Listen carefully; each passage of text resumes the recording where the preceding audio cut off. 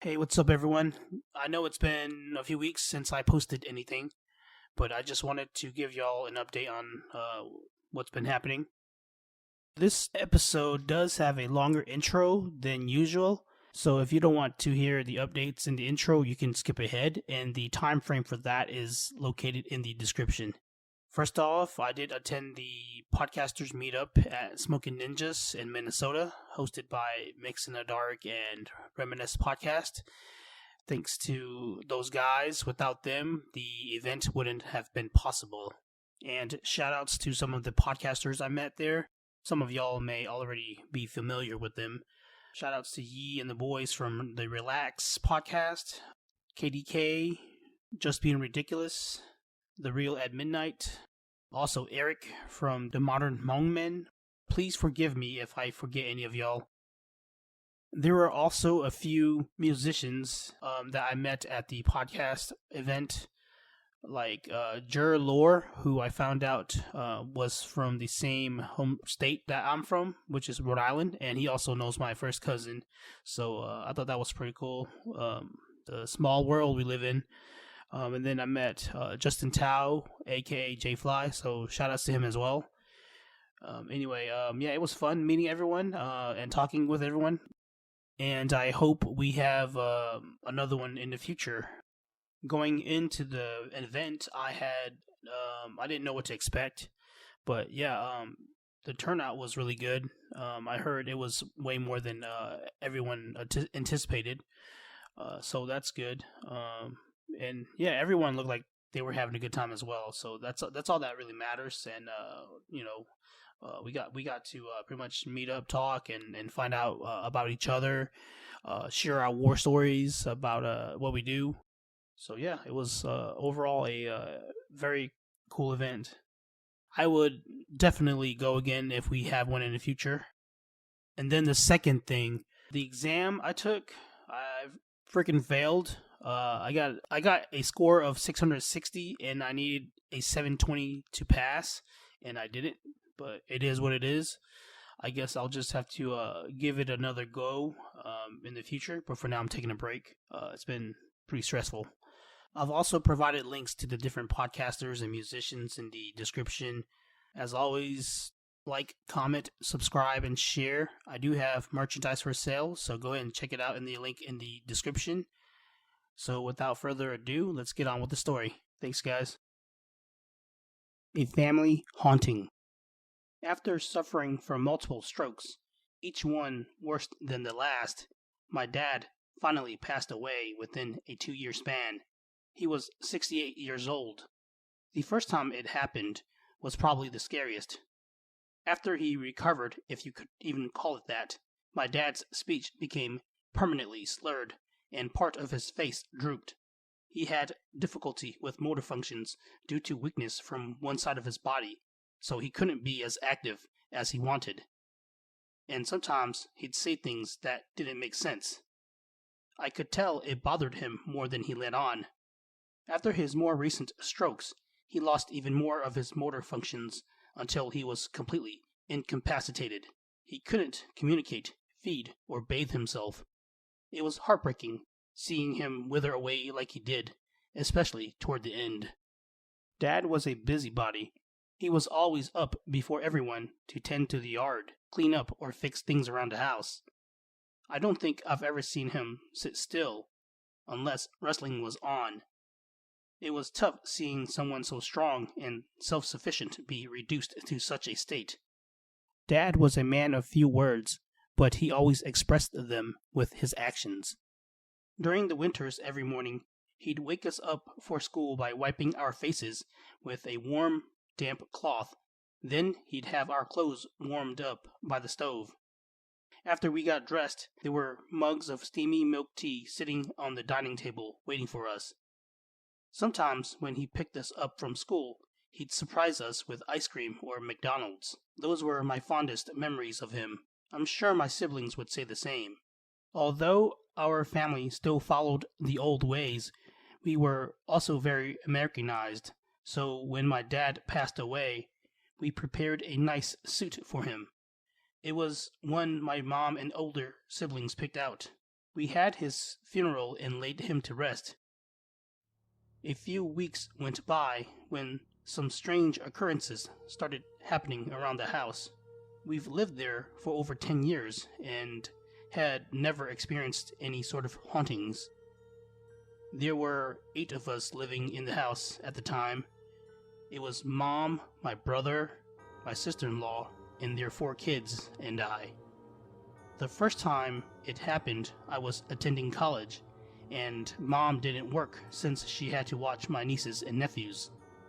That morning, I was in the living room, chowing down on a peanut butter and jelly sandwich for breakfast, while tuning into the news when Mom walked in from the hallway.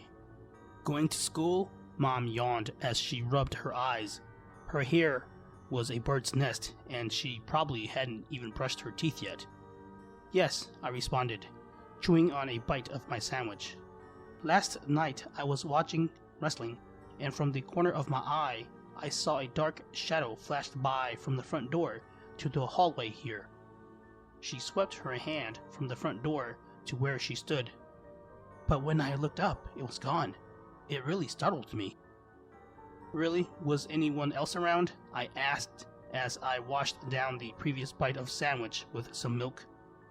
No, everyone was asleep, and I already put the kids to bed. Did you see what it was? I asked, walking into the kitchen to put my dishes in the sink. I figured it was just your dad saying hello, but who really knows? I grabbed my backpack and paused momentarily at the mention of Dad. Then I grabbed my keys and said, "You shouldn't kid about stuff like that, Mom." "I'm serious, I wouldn't kid about stuff like that. Throughout my life, I've never seen anything like it." I hugged my mom on the way out the door. "I gotta go. We'll talk more about this later." "Be careful driving. You know how crazy people can get." I know, I said as I closed the door behind me. Unfortunately, we didn't discuss the matter further, as I was busy with my studies, and Mom was occupied with the nieces and nephews. Having a big family, including distant relatives close by, meant there were gatherings almost every other weekend. But I was home a lot due to school. One night, while on break from studying, I took a nap on the couch and was suddenly awakened by the sound of running water from the kitchen. I wasn't sure how long the faucet had been running for, but thought the others were home. The silence in the house told me otherwise. I shook off the sleepy haze and made my way to the kitchen light switch behind me. It was on the wall between the kitchen and the living room. My heart stopped at the sight of a shadowy figure in the darkness. The thing was hunched over the sink for a split second, but vanished the moment my finger hit the switch and light flooded the room. I anxiously scanned the kitchen, but saw nothing of note. After turning off the faucet, I returned to the living room. Luckily for me, the rest of the night was uneventful. On another occasion, I felt the sudden urge to use the restroom during the middle of the night, so I sat up, and just as I placed both feet onto the floor, I heard shuffling coming from the hallway. I couldn't imagine how anyone could see in the dark since there was no light source coming through my door. The footsteps seemed like they were right outside the room. After a moment, they trailed off, but only after letting out a blood-chilling moan that caused gooseflesh to ripple throughout my entire body. I quietly got back into bed and pulled the covers over me. I hid under the safety of my blanket as I trembled in terror. As deafening as the sound of my drumming heart was, it wasn't loud enough to drown out the moan embedded in my mind. I stayed up as late as I could, but eventually drifted off to sleep sometime in the early morning. A few days later, on a Friday, we reconvened our discussion about Dad as I was driving Mom to the local Asian grocery store. "I had a dream about your father. In the dream, we were still living in Laos. We were at the old farmhouse before the war. It was as if he had never passed, but he looked really sad. I kept pestering him about why he was so down. After a moment, your father started crying and said he was sad because he had no family or relatives. I held and comforted him as best I could, but he just wouldn't stop crying. Then before I knew it, I was awake. I'm concerned. Maybe he's trying to tell me something. It's probably just a dream, Mom. I'm sure it's nothing, I said, not even believing my own words. I hope you're right, but just to be safe, maybe I'll have someone look into it. I say do it, if you think it'll help put your mind at ease. I was curious if she'd seen or heard anything else, so I asked, So, have you experienced anything strange lately? Not since that night. Why? It's nothing. The look on her face suspected I was hiding something, but she didn't press the matter. We arrived at the grocery store and picked up some ingredients for egg rolls. That evening, when everyone was having dinner in the kitchen, my 4-year-old nephew Peter started pointing into the living room and said, Grandpa! It's Grandpa! All of our heads swiveled to him, then toward the direction he was pointing at. There was no one there. My sister-in-law, Dao, who was Peter's mom, asked, Where is Grandpa? There's no one there. He's right there, Peter shouted, still pointing. I went over to the huge portrait of Dad. You mean this, Grandpa? Peter nodded and pointed. He's standing right beside you. Well, yes, he's standing right beside me. If I'm next to the picture, I laughed. Peter shook his head and pointed. No, he's on the other side of you. My heart sank, and goosebumps crawled over me as there was no one beside me except the couch. Without saying anything, he casually went back to eating his food. Suffice it to say, we were all very shocked, and I was spooked. The next week, football season started, and my older brother Kong was watching the Chiefs versus Broncos on Monday Night Football. He was the only one in the living room. It was after dinner, so everyone else was either in their rooms or in the kitchen preparing their meals for the next workday. He was channel surfing during a commercial break when it mysteriously landed on a channel featuring WWE's Top 50 Moments in History. Stone Cold Steve Austin's intro song came on as he rushed to the ring to give away free stunners to everyone in it, most notably on Triple H and the McMahon family. The crowd went wild and roared with excitement. Everyone attending the event was having the time of their lives. Everyone except Kong, because he wasn't a fan. Kong tried changing the channel, but was unable to, no matter how hard he tried. After fumbling with the remote for a bit, he went into their bedroom to look for some new batteries, thinking that was the culprit. Suddenly, everyone came running out of their rooms with their fingers either plugged into the ears or cupped over them. They complained to one another, but neither of them could hear the other as the volume on the TV was turned all the way up. They piled in the living room, and on the screen was a scene of The Undertaker throwing mankind off the cage and onto the announcer's table, breaking it with a loud crunch. The cheers from the crowd erupted with exhilaration. "What has he done?" exclaimed one of the commentators. "Oh my God! He killed him!" yelled the other commentator. All the while, the crowd continued cheering.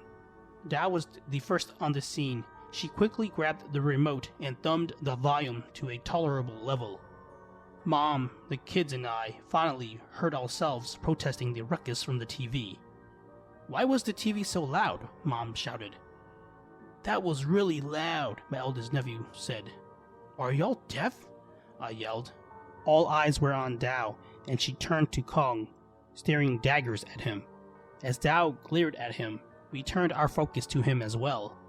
He had a stupid and confused smirk on his face. Then Kong finally said, "Why is everyone looking at me? I wasn't even here. The batteries on the remote died, so I was in the bedroom looking for some new ones."